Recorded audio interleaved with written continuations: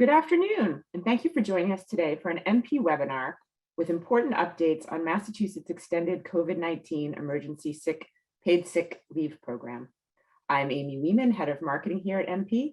And for those of you joining us on a webinar for the first time, MP is a full-service human capital management company offering a suite of products and services, including HR, payroll, benefits administration, time and attendance, and compliance assistance. We support our clients with cutting-edge technical solutions, as well as proactive, reliable service and deep HR and payroll expertise. At MP, we are wired for HR and help our clients succeed by aligning their people strategy with their business goals. I'm thrilled to introduce your presenters today, two of MP's HR solutions specialists, Sheri Heller and Amanda Leonardi. Sheri Heller is a senior HR advisor here at MP. She provides HR support to businesses in a wide variety of industries. Sheri consults with business owners and managers at all levels of the organization to develop and implement their HR infrastructure. Sheri has over 20 years of experience in training and development, strategic planning, policy development, and employee relations, along with a Master of Education in Instructional Design from UMass Boston. Amanda Leonardi is an HR generalist here at MP. She currently provides HR support to small, medium, and large-sized businesses in a variety of industries, and previously managed HR for a 250-employee nonprofit organization. Amanda received her BA degree from Duquesne University in Pittsburgh and received her SHRM certification earlier this year. Just a few reminders: if you'd like to submit a question during the program, please use the Q&A feature at the bottom of the screen. There'll be plenty of time for answering questions. Also, we'll be sending out a recording of the webinar later today, also with the PowerPoint presentation as well. And with that, I'm going to hand the mic off to Sheri. Thank you, Amy, and good afternoon, everybody. Excuse me, I'm going to start out with our legal disclaimer, especially today, because this training is intended for educational and informational purposes only. We are going to be talking a lot about employment law today, but we are not attorneys and we don't want anything to be construed as legal advice. All right, so our presentation topics today, we're going to go over the Mass COVID-19 Emergency Paid Sick Leave Law. We're going to talk a little bit about the interaction with EPSL and the ARPA and FFCRA leaves that expired back on September 30. Amanda's going to cover how you're going to get reimbursed for the leaves that you provide. We've got some frequently asked questions we'll review, and then we're going to try and leave as much time as we can at the end for live Q&A. So as Amy mentioned, please make sure you send in your questions, because this is really going to get a little bit complex now that the other leaves have expired, and it's very, very different from the leaves under ARPA and FFCRA. And then finally, there are some resource slides at the end. So we're going to be talking about the notices and request forms and all of that. So we've got links to all of that for you at the end of the presentation. All right. So with all of that said, so back on May 28th, Governor Baker signed into law the act providing for mass COVID-19 emergency paid sick leave. So at the time that this went into effect, and this applies to all Massachusetts employers, regardless of size. So at the time this went into effect, it was actually running concurrently with the leaves that were under the, the American Rescue Plan Act, ARPA, and also the FFCRA, the Families First Coronavirus Response Act, that was enacted back in 2020. So those two leaves or leave programs under those laws were for employers under 500 employees. So the majority of the clients that we deal with, that's what applied to them. When this Massachusetts statute went into effect, one of the specifics out of this program was that if you are going to use this to get reimbursement from the state, you first have to defer to the federal law first. So what happened was, as of December 31st, 2020, those leaves under the FFCRA/ARPA were optional for employers. You did not have to offer them. And then May 28th, this law goes into effect, and for Massachusetts, and what it said was, if you're going to ask for reimbursement from the state, first you got to get reimbursement from the federal government. So it basically forced employers with under 500 employees to then offer leaves under ARPA. So ARPA and FFCRA, those leaves all expired on September 30. And actually that is when the emergency paid sick leave for Massachusetts was also supposed to end. And then at the 11th hour on September 29th, they decided to extend the duration of the plan. So it's now going to run through April 1st, 2022, or until they exhaust the $75 million of program funds that have been set aside, whichever is earlier. And they also expanded the reasons that employees can take leave under the law. So we're going to go over all the specifics of the law and then talk about, again, reimbursement. All right, so reasons for leave. So an employer has to provide leave to employees if they need to self-isolate due to a COVID-19 diagnosis, if they're seeking a medical diagnosis, care, or treatment for COVID-19, or they are getting or recovering from a COVID-19 immunization. It also allows an employee to use this leave to care for a family member for those same reasons.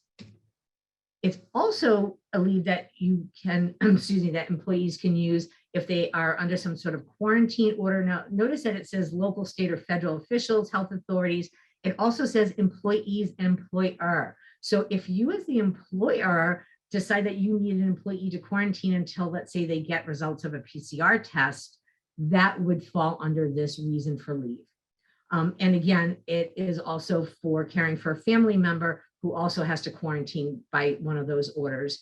And then it also has to be, you also have to certify that the employee is unable to telework due to COVID-19 symptoms.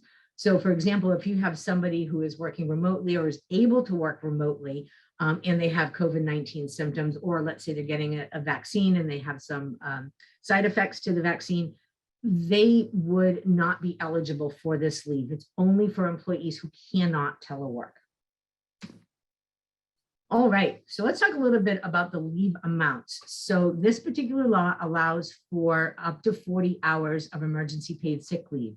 It's very specific in the statute that employees who work 40 hours or more per week are eligible for up to 40 hours. Anybody who works under 40 hours, so if you call somebody full-time because they work 30, 32, or 35 hours, they're not eligible for 40 hours.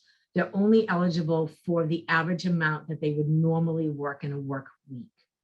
For employees who have a variable schedule from week to week, you just want to take a look maybe at the last 6 months to average out how many hours that they would work. And then again, also, if you've got a new employee, hasn't been there 6 months, you just want to make a reasonable, a reasonable assessment of what they would be expected to work. And then the maximum amount an employer can is required to pay the employee, and the maximum that they can seek reimbursement for is $850. So if you have an employee that, say, makes typically $1,000 a week, the maximum that you're required to pay under this leave is $850.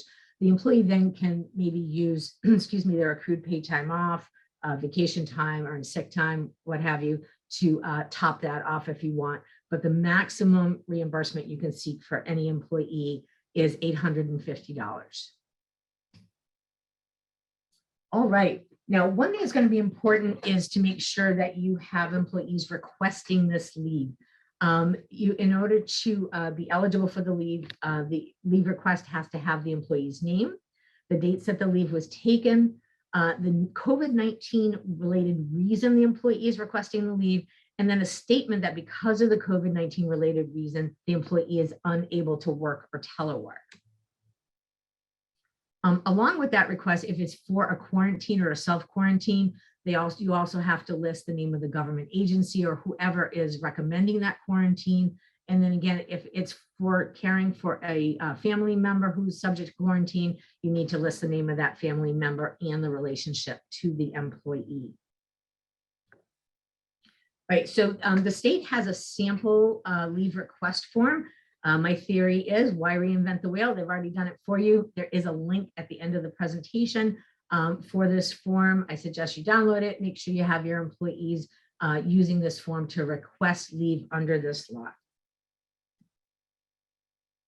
Okay, So reimbursement information, Amanda's going to go through how to get reimbursed, but what's going to be important is as you are allowing employees to use this leave, that you're collecting this information and have it available when it's time for you to file or claim your reimbursement. So you're going to need the employee social security number, your employer identification number, the length of the leave and the wages paid, the benefits applicable to the employee taking the leave, and then the employee's regularly scheduled hours. And with any law, we always have to have these non-retaliation provisions. So under the law, excuse me, an employer cannot interfere or deny somebody the ability to take leave under the EPSL. You can't discipline or take any adverse actions for somebody using it. And adverse actions are not just terminating somebody or disciplining them, but it could be a reduction of hours, a change of shift, anything like that, that could be considered an adverse employment action. And then you can't take any adverse action against an employee because they're opposing a practice that they believe is in violation of the program, or if they are supporting the right of another employee to exercise that. All right, so Amanda's going to go through the interaction with the FFCRA and ARPA leaves that, again, expired back on September 30, but some of you may still be filing for those leaves or still paying people for those leaves in the next couple of payrolls. So Amanda, I'm going to hand it off to you. All right, thank you, Sheri. And hello, everyone. So all of you know very well by now that there have been, countless changes in legislation at both the state and federal levels over the course of the past year and a half. And one thing that certainly has been a challenge is understanding the interaction and interplay between state and federal programs, especially when it comes to paid time off and understanding what your obligations as a Massachusetts employer are. So let's dive in and make some sense of this. So if we all had a nickel for the new acronyms that have been thrown at us throughout the pandemic, we could all just retire right now and not even have to worry about these labor laws that we're talking about week in and week out, between PPP, ERTC, FFCRA, ARPA, Mass EPSL, the list goes on, and it's hard to keep them all straight. So for the purposes of today, we're going to be focusing in on FFCRA, ARPA, and Massachusetts EPSL. And the common thread here between these three is, all of these imposed legislative updates, which included emergency paid sick leave requirements or offerings for paid time off for employees who needed to be out of work for COVID-related reasons. So first, if we remember way back, we had the FFCRA, which stands for the Families First Coronavirus Response Act. And this was originally in effect April 1st, 2020 through December 31st, 2020, and provided up to 80 hours of paid sick leave and up to 12 weeks of extended FMLA for COVID-related reasons. And this was initially an obligation for employers at the time to offer these types of paid leave, but you were able to claim a federal tax credit on those wages. And then a little while later, the Consolidated Appropriations Act was passed, which ultimately extended the availability of FFCRA tax credits until March 31st, 2021. But employers were no longer obligated to provide paid leave after December 31st. It became optional after that date. Then we moved into ARPA, which was enacted on March 11th, 2021, and once again extended the FFCRA paid sick and family leave tax credits until September 30th, 2021. But again, this was still no longer required. Employers had the option to offer this type of leave.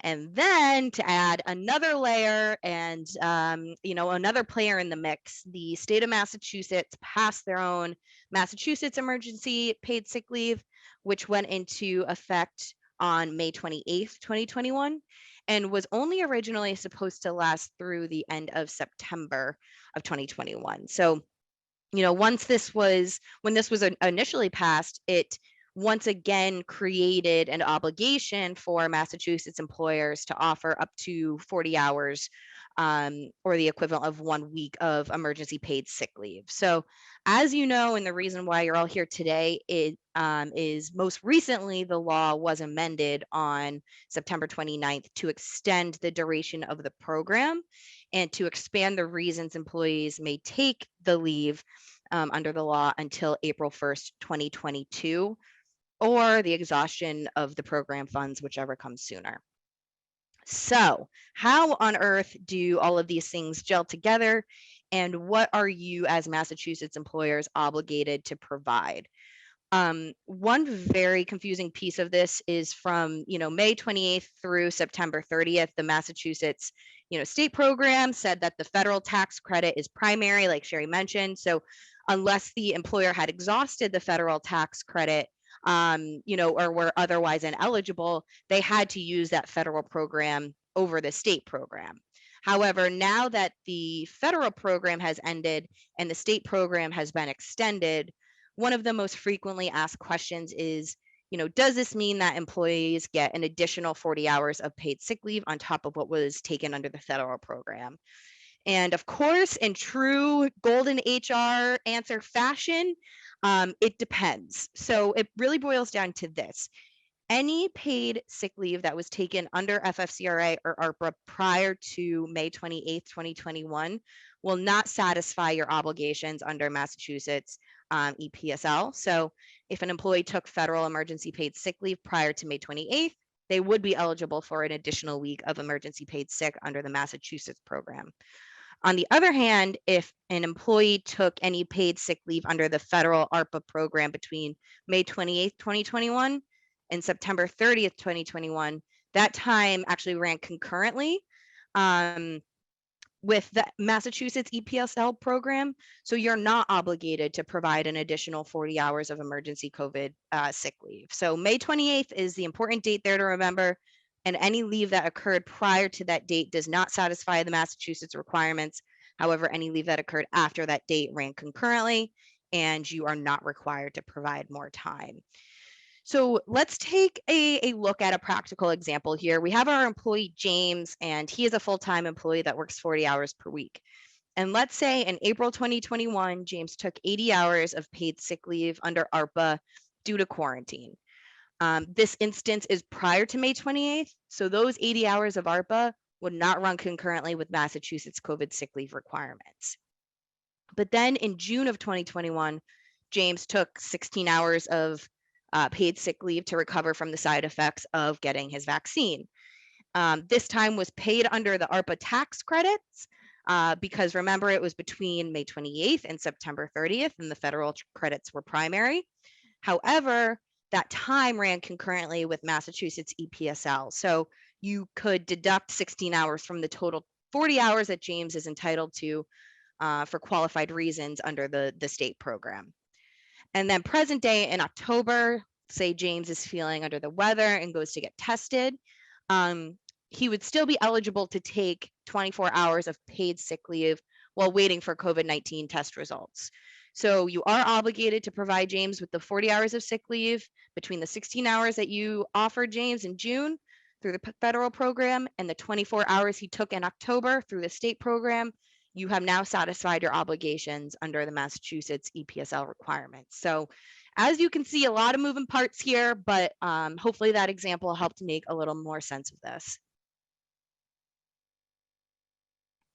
All right, so now that the federal program has ended and you are no longer able to seek tax credits through ARPA, the burning question is, how do I apply for reimbursement through the Massachusetts state program?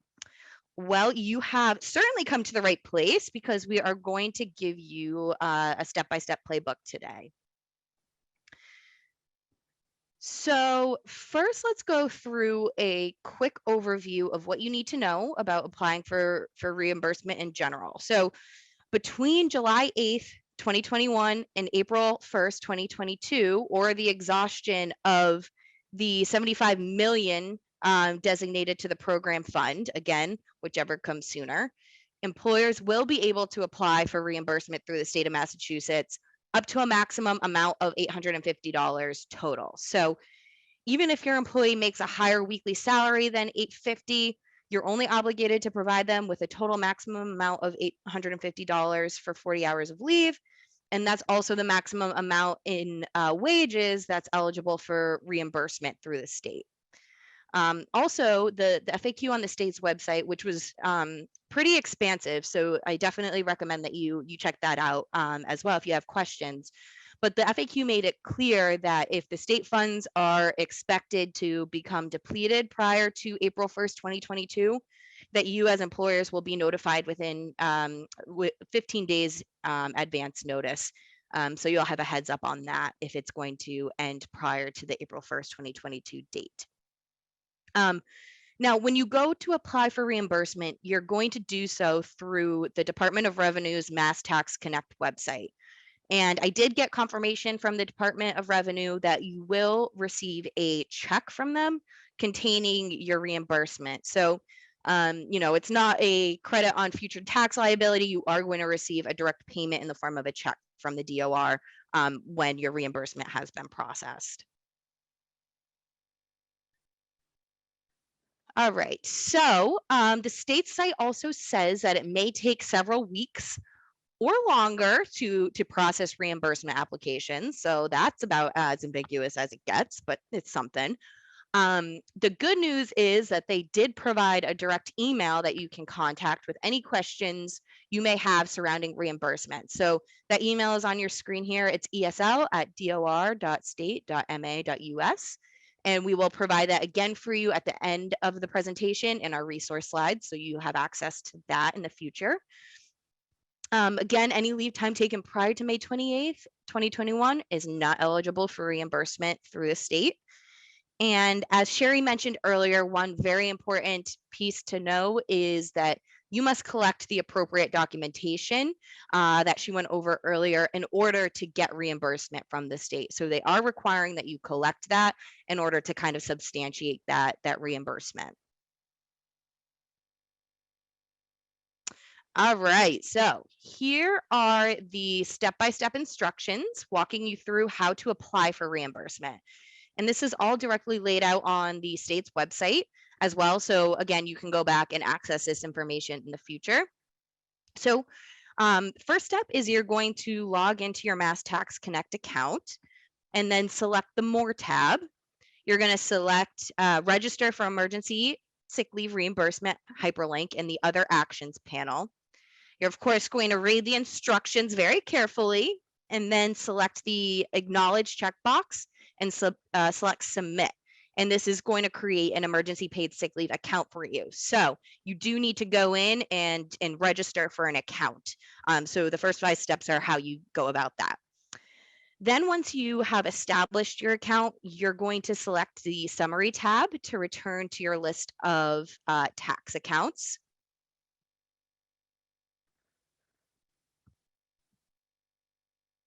And share if we could go to the perfect, thank you. And then you're going to locate the emergency paid sick leave panel and select the returns hyperlink. Here you're going to find a list of returns that are available to be filed to submit your reimbursement request. You then select the File Now hyperlink for the week ending in which the sick leave was paid. And on the return, you're going to fill out the required fields with the information for each employee at the individual level for who you're seeking reimbursement.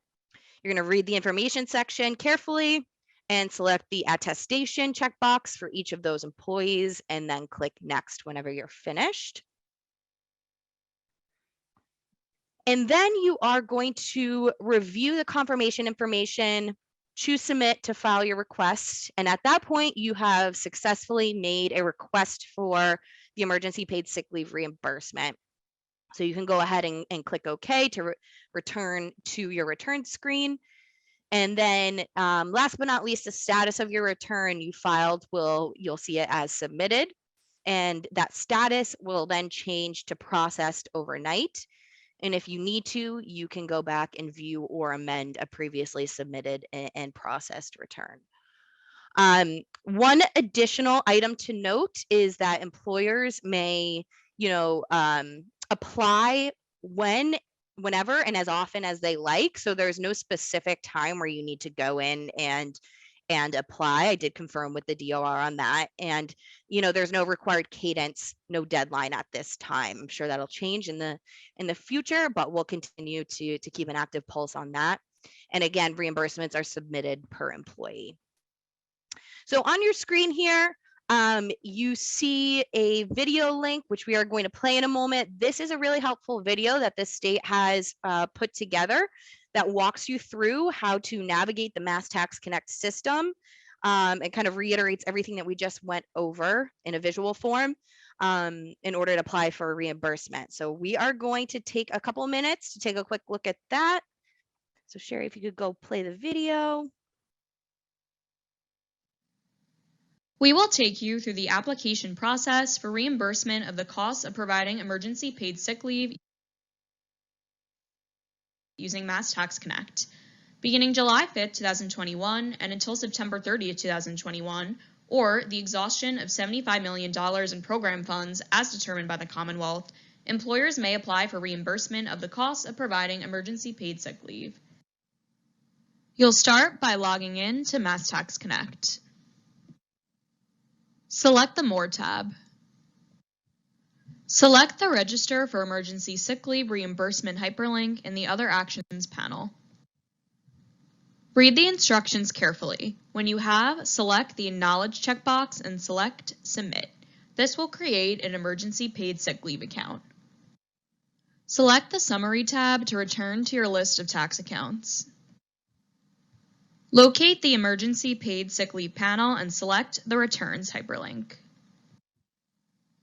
Here you will find a list of returns that are available to be filed to submit your reimbursement request. We will select the File Now hyperlink for the May 29, 2021 period to file our first request. On the return, fill out the required fields with the information for each employee for which you are seeking reimbursement. Read the information section carefully and select the attestation checkbox for each employee once you have. Choose Next when you are finished. Review the confirmation information and then choose Submit to file your request.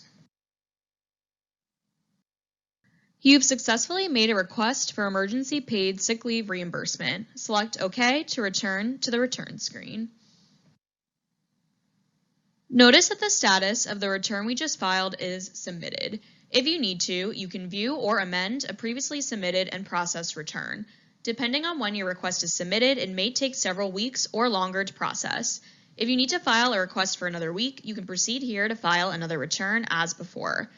Thank you for watching and using MassTaxConnect. Check out other videos in our YouTube channel or the frequently asked questions at the bottom of every MassTax. All right, so again, we will provide the links to that video for you in our resources slide so you can access that as you're navigating the system in the future. So to tie this all together, we wanted to provide you with a little checklist of important things to remember as you have employees taking this Massachusetts emergency paid sick leave in the coming months. So first, you want to make sure that as you get requests for leave from employees, you're collecting that appropriate supporting documentation using the sample leave request form that we'll link for you in the resources slide. Then you also want to make sure that you're properly coding and tracking any payroll hours and wages paid under the Massachusetts EPSL program so that you can easily, run a report to see what hours and wages were allocated to this COVID sick leave, and then in turn accurately apply for reimbursement. So, that's going to make it easier for you to, if you are coding this a little bit differently or tracking it separately from typical wages that you're paying out, it's going to make it ultimately easier for you to apply for that reimbursement in a timely fashion in the long run. For those of you who are MP clients, all you need to do is reach out to your account manager or your account coordinator and request that they add the Massachusetts COVID emergency sick earnings code. They'll add that into iSolved for you and happily walk you through how to allocate the hours and wages appropriately. For those of you on the call who aren't MP clients, we do also recommend that you reach out to your respective payroll providers to see if they have a similar solution for this so that you can easily track this information. You then want to make sure that you go in and register to be able to apply for reimbursement through MassTaxConnect. And then, of course, once you've completed all of those registration steps, you'll be able to apply for reimbursement as needed through MassTaxConnect. So those are the tricks of the trade for reimbursement. Okay, so one thing I want to kind of jump in, Amanda, is Sure. that for those of you who were providing leave under ARPA prior to September 30, so it's October 7th. So many of you might be processing your payroll this week or next for that pay period covering prior to September 30. So you would still use that ARPA earnings code in order to pay those wages so that it will be that automatic tax credit on your 941s. You don't have to apply for that leave. But any time taken after September 30, you're going to need to apply for reimbursement. So you want to make sure that you're using separate earnings codes for ARPA sick leave versus EPSL sick leave. Acronyms galore here. But yeah, but it's going to be really important, at least this next couple of weeks, to make sure that you're getting the proper credit where due. Exactly. We want you to get the money, honey. Yes, exactly. Exactly. All right. So let's go over some FAQs from the website, and then we've got a lot of great questions that came in. So we'll cover some of those as well. All right. Is there a requirement, Amanda, to issue the notice to employees individually, or does posting satisfy that notice obligation? Great question, Sheri. So there's actually not a requirement to issue the notice individually. However, not a bad idea to do so. The state does say that in cases where, you know, you as an employer maybe don't have a physical workplace, or you have employees who telework or work remotely in the state of Massachusetts, you should absolutely send them the notification via electronic communication or post it in a conspicuous spot on your intranet or web-based platform. So not an obligation if you're posting that poster in your, you know, in your break room next to your labor law posters. You're not obligated to provide the notice individually to anyone who's going to be in the office and have exposure to that. But anyone who does not, you do want to make sure that you're providing them with the notice appropriately. And the funny thing is that you're providing notice to people who telework. However, they're not eligible for this leave. So, you know, go figure. Let's see. All right. Is an employer permitted to request medical documentation for categories of leave related to an employee or family member's diagnosis or treatment for COVID-19? So yes, as we talked about, the state is requiring that you collect some documentation in order to be eligible for reimbursement. That being said, you do have to treat that health information regarding any employee or any employee's family member as confidential medical records. And of course, you want to do so in accordance with applicable state and federal law. So, you know, make sure that you're retaining that appropriately and confidentially. All right. And are employers required to get documentation of an immunization if this is the reason for their leave? Yes, they are. So that is, you know, a requirement for documentation. If, again, you are seeking reimbursement from the state, they're going to want to see that proof of vaccine.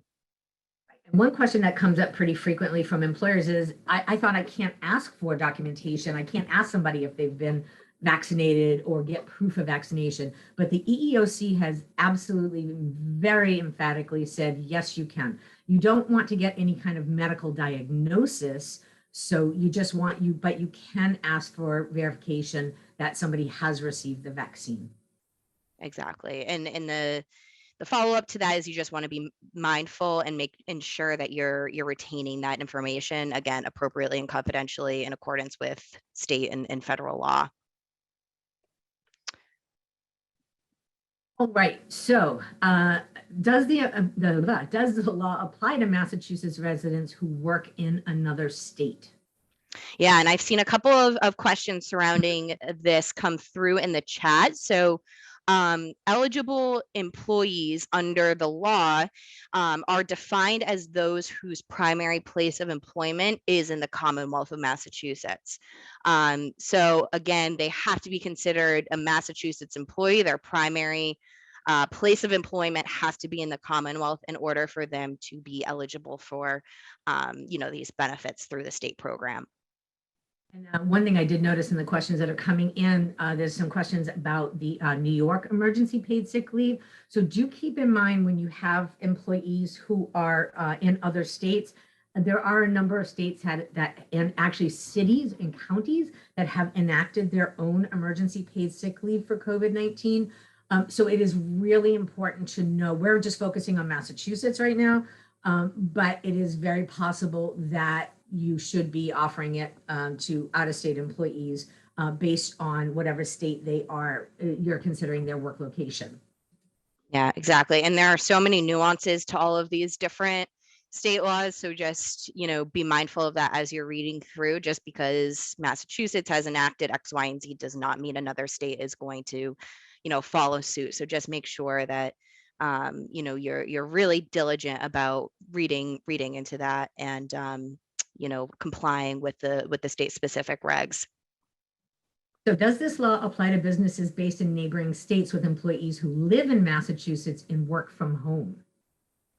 Yeah, so kind of to piggyback off of the last FAQ, the law does apply if an employee's primary place of employment is the Commonwealth. So let's say, your main office as an employer is in northern New Hampshire, but the employee doesn't go to the office and is always working remotely in Massachusetts. Their primary place of employment would be in the Commonwealth, so they would be eligible. But on the flip side, if they're working remotely and able to telework, they're technically you're not allowed to ask for reimbursement from the state for that. So if somebody, let's say, is working remotely in Massachusetts, you're a New Hampshire-based employer, you have an employee who works remotely in Massachusetts, they go get their vaccine, they're having some symptoms the next day and need to take that sick leave. Technically, because they're able to telework, you cannot claim reimbursement for that. So it's a little confusing the way the FAQs read. So do keep in mind that anybody who's able to telework, you basically can't you can't request reimbursement for. All right, what is an employee's regular rate of pay? The regular rate is the amount that an employee is regularly paid for each hour of work. The state actually says that employers may use reasonable discretion in determining regular rate of pay, which again, very ambiguous. But they do say for tipped employees who ordinarily receive less than minimum wage, the regular rate of pay does mean the effective minimum wage. So keep that in mind for tipped folks. And a good rule of thumb is that if for employees who work in different positions at different rates of pay, a good rule of thumb is that you want to pay them for the rate of pay they would have earned for the time they took off. So if you have a tipped employee who makes below minimum wage and also maybe works as a host at a restaurant, and as a host, they may work 15 hours, they may make $15 an hour. If the day that they are out sick or quarantined or what have you, and they were scheduled to work as a host, you would want to pay them the $15 an hour, not the $13.50 for the tipped employee. So you really want to just err on the side of caution when you're deciding what that regular rate of pay is for anybody who has multiple rates.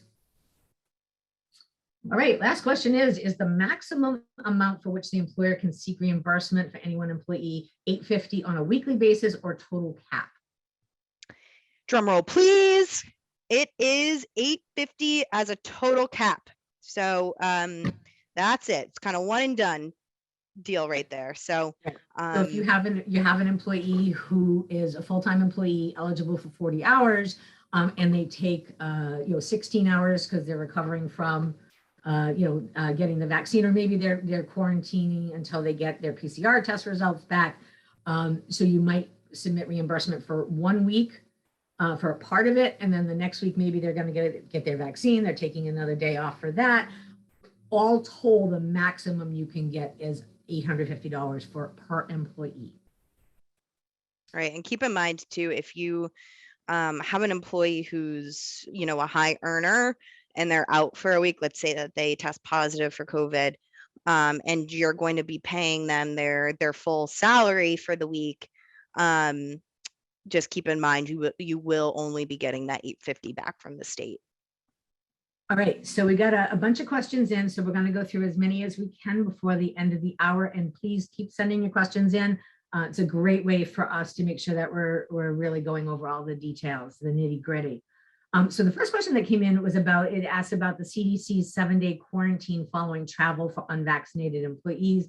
Do we pay for that? So yeah, so I apologize, I'm not up to date on what the CDC is recommending today, since it changes on a moment-to-moment basis. But if the CDC is recommending quarantine, you have an employee who is unvaccinated, they have traveled, they're coming back, and you want to follow the CDC's guidelines for that 7-day quarantine, yes, that would count because it is a government agency that is recommending that quarantine.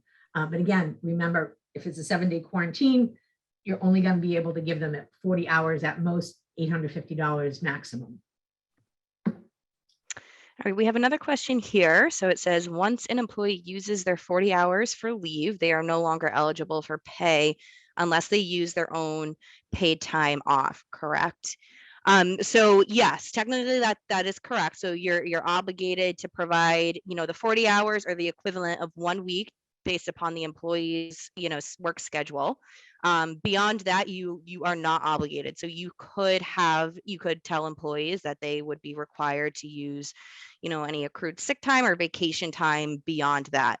I do have some clients who are implementing their own, COVID sick pay bucket in addition to, excuse me, in addition to, the Massachusetts earned sick time that, employees are typically eligible for, because they want to encourage people, or I should say they want to discourage people from feeling obligated to show up to work with COVID-related symptoms or if they're sick. So, if someone is hesitant to dip into their own sick time bucket because they want to save it or they don't have any time left, you may just want to consider an alternative bucket if employees are exhausting those 40 hours through the state, so that they aren't inclined to show up to work and then you have a mass outbreak. So just something to consider. Is the Mass EPSL only available for employers in Massachusetts? And again, it's really where the employee's work location is. So if you are a New Hampshire based or any other state other than Massachusetts, you're the employer and you're based out of state, but your employee works in state. So let's say, for example, you're a retailer in New England, you've got multiple locations. You might be based in New Hampshire, but if you have locations in Massachusetts, those employees whose primary location is work location is Massachusetts, they would be eligible for taking this leave under the EPSL. So we have a question here. Is there a report we can pull to show who took FFCRA and iSolved, which is, MP's payroll platform? Yes, there is. So just reach out to your account manager, your account coordinator, and they can point you in the right direction there. And for those of you who aren't on, iSolved or with MP clients, reach out to your payroll provider and they might have something that is similar, so you can see who is still eligible for these paid leave benefits through the state. Is the $850 payment considered taxable wages at the end of the year? And yes, so that $850 are their taxable earnings. So the employee would be paying the applicable state, federal, local taxes on any of those earnings. Should you set up an account to be prepared if and when you have reimbursement to claim. So not a bad idea. As you can see through the step-by-step guide, it doesn't take too long to register, for the account. And then once you have claims, you can go in and easily enter that in on an employee by employee basis. And again, I confirmed with the DOR, you are able to do that on an ongoing basis. So it doesn't necessarily need to be at the end of a month or a quarter. So you can do that as you please. Do you file a reimbursement for each individual employee that uses the EPSL? Yes. So when you, as I showed in the video and Amanda reviewed, when you go to file or claim your reimbursement, you actually have to list each individual employee for that week that you are, or for that pay period that you are requesting reimbursement. You have to list each individual employee, what the hours you pay them, the dollars you paid them, and their regularly scheduled hours. So for example, if you have somebody who's regularly scheduled 20 hours a week, you can't claim 40 hours of EPSL for them. But yes, you do need to, excuse me, you do need to make sure that you are doing it by employee. Let's see here. Is there a waiting period for a new hire? No, there is not. So, all employees are eligible for these benefits as long as they qualify with their primary place of work being Massachusetts. We had a symptomatic employee this week. She works a hybrid schedule, home and remote. She had a fever and was not well enough to work and got tested. Would she be eligible? Well, technically, no. So you say a hybrid schedule, but if she is able to work remotely, that would basically automatically disqualify her from being eligible for the EPSL. It's really only for employees who cannot telework. So anybody who, even if they work a hybrid schedule, if they are able to telework, they're not eligible for this. So we have a question. Are we required to participate, or can we decide at this point that we are no longer offering any government refund programs for COVID-related absence? So under the Massachusetts program, you are required to participate. The federal programs that have since expired did become optional at one point. However, the Massachusetts program has always been obligatory. So you are required to participate until the end of the program in April of 2022. So I see a number of questions regarding people who telework and whether they're eligible. So again, and this is different from ARPA, because ARPA did not specify that you had to say that they can't telework in order to get that reimbursement, even though it was part of the statute.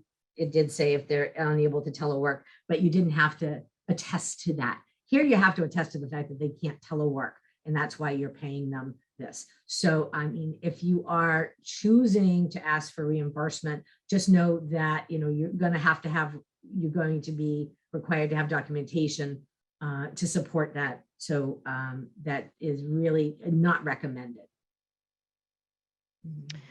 So we have a question here. We are paying our employees for their covered sick time under this law and then collecting the reimbursement. Should we be waiting to reimburse the staff member when we receive the reimbursement? And no, you are going to want to pay the employee their wages during the pay period that they are utilizing this leave.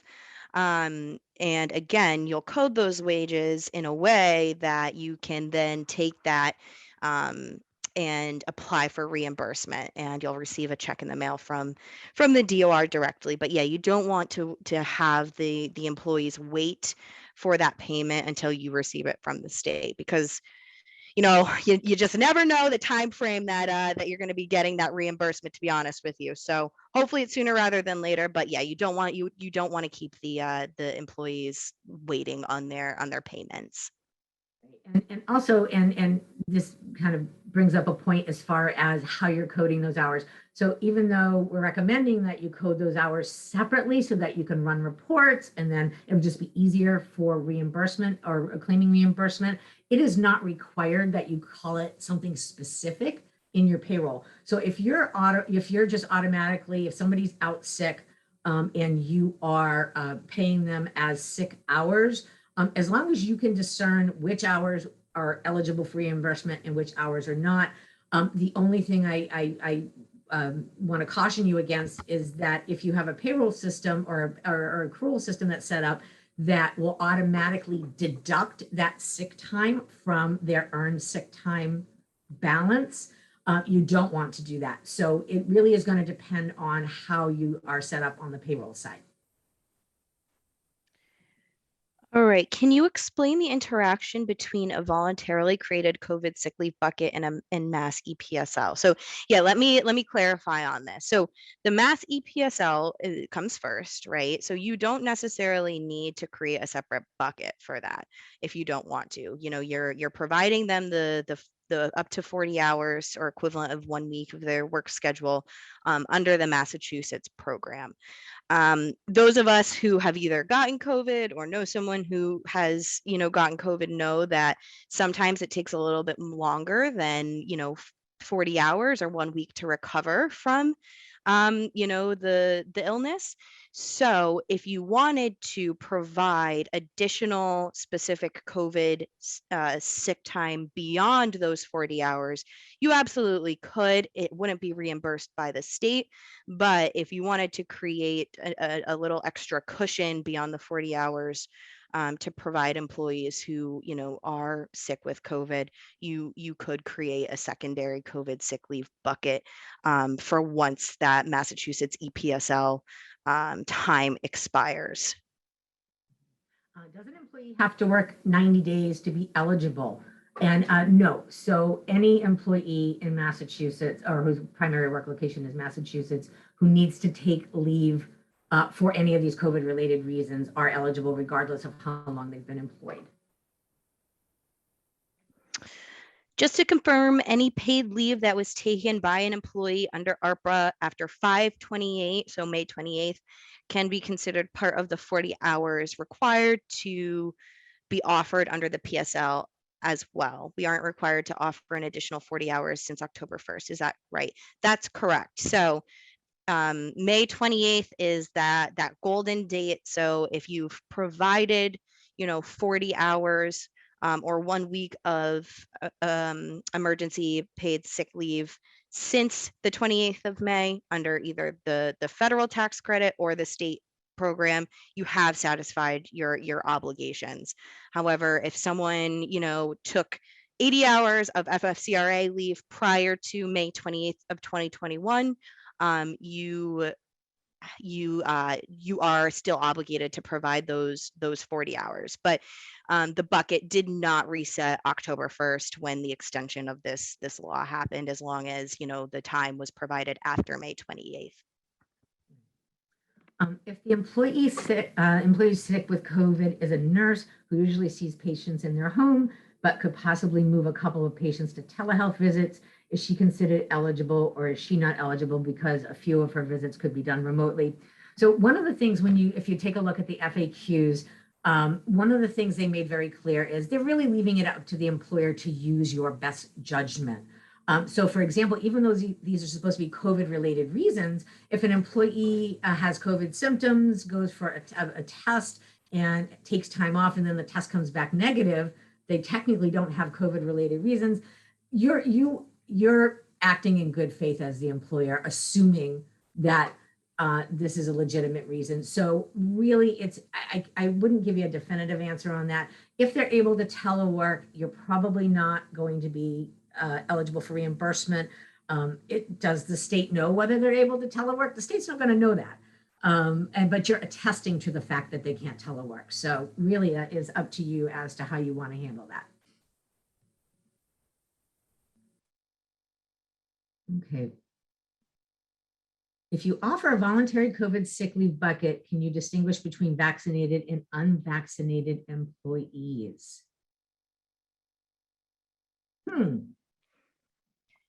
That's a good one. That's a darn good question. So anyway, so if you're doing a voluntary COVID leave, so some employers are automatically giving employees 1 or 2 paid days off in order to get their vaccine, in order to encourage more people to be vaccinated, which is permissible. But you always want to make sure that you are not any of your policies are not inadvertently discriminatory. So that's really kind of the best we can advise you without having more specifics on the situation. Yeah, and just to piggyback off that, I think that one thing to keep in mind is that there are, legitimate reasons why someone couldn't get vaccinated for medical related reasons or religious related reasons. And you just want to make sure that any of the policies that you are implementing wouldn't have, like Sheri said, any disparate impact on, folks who were not able to get vaccinated. So you really do have to think through kind of all of the impacts that implementing something like that would have, and tread very, very, very carefully. All right, so we're coming up on the end of the hour. And I think we've answered most of the questions. One thing here is that is the $850 maximum pre-tax or after tax? That $850 maximum is gross wages, and then they would be taxable income. All right, so as promised, we have some resources here for you. There is a link here for the state's information on the emergency paid sick leave program. There's a link. They just updated the notice. The notice didn't have the current dates for April 1st, 2022. So I think it just got updated today. So this link is the latest and greatest. The sample request form that we showed you during the presentation, there's a link for that. And then here's the address for email questions regarding the temporary paid sick leave program. Questions you have regarding your reimbursement, you can email the state directly. And then applying for emergency paid sick leave, that lovely video we showed you, there is a link for that as well if you want to review that yet one more time. Okay, and with that, we're going to throw it back to Amy to take us home. Terrific. Thank you, Sheri and Amanda. What a helpful program today.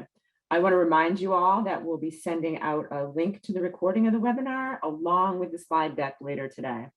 And be sure to join us next Thursday, same time, same place, to learn what every employer needs to know about FLSA and proper employee classification. Thanks again for joining us and have a terrific day.